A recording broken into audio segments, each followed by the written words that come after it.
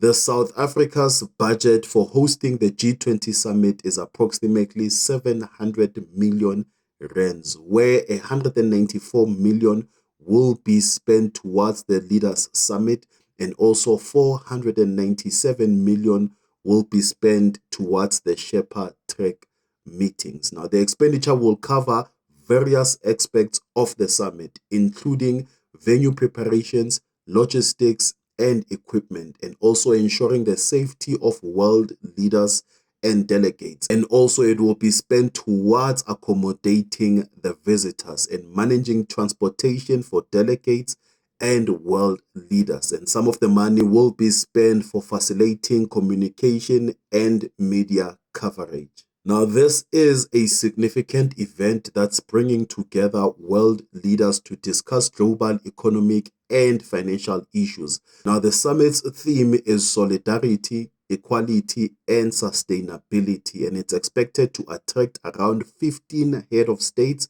including those from Brazil, India, Turkey, and several European countries.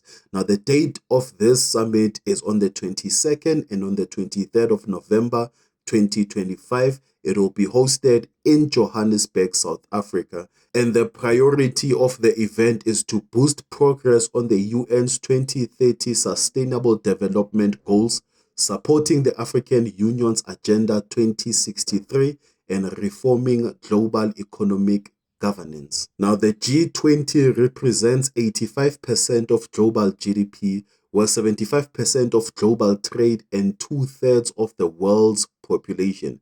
The summit provides a platform for world leaders to discuss pressing global issues and shape international policy. Now, the G20 summit is also a significant opportunity for South Africa to showcase its diplomatic and economic capabilities, and it's expected to have positive impact on the country's economy and global reputation. However, Operation Tutula, which is a South African group, has threatened to stage protests during the summit, citing concerns about illegal immigration, unemployment, and crime.